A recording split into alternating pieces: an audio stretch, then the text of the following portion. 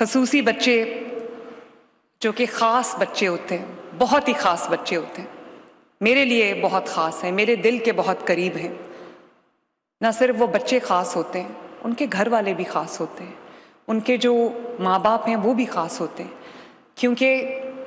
آپ کو ایک نارمل بچے کے پیرنٹس کو یہ اندازہ ہی نہیں ہوتا کہ جو اسپیشل چلڈرن کے ماں باپ ہیں ان کی کس قسم کی چیلنجز ہیں ان کی زندگی میں، ان کے کس قسم کے مسائل ہیں ان کی زندگی میں، اور وہ ڈیلی بیسس پہ کس طرح ان مسائل سے نمٹتے ہیں، کس طرح اپنی زندگی کا جو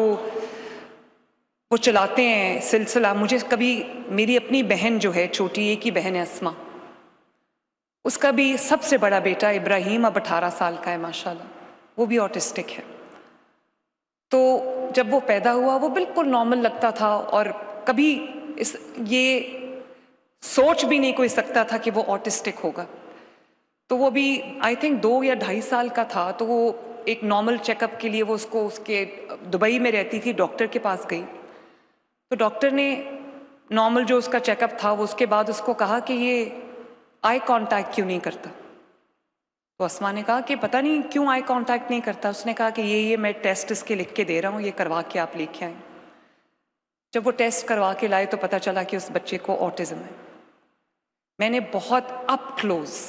بہت قریب ہو کر میں نے اس ابراہیم کے مسائل کو بھی دیکھا، میں نے ابراہیم کے والدین کے مسائل کو بھی دیکھا، اور ابھی جو ایک والدہ نے بات کی میرا دل ہل گیا جب اس نے کہا کہ میں سوچتی تھی کہ میرے بعد میرے بچے کا کیا ہوگا۔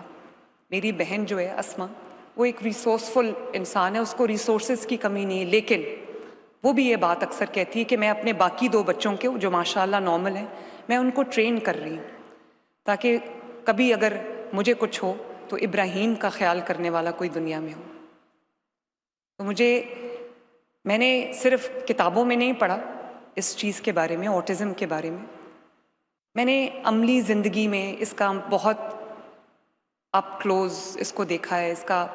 میں نے اس کو بہت کلوزلی آبزرو کیا ہے،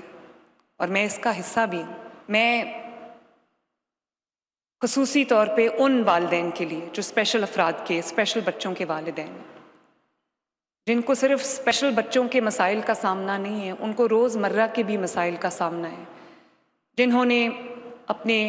روزی روٹی کو، اپنے روزگار کو بھی دیکھنا ہے، گھر کے کاموں کو بھی دیکھنا ہے، اور ان کے پاس کوئی ہیلپ نہیں ہے،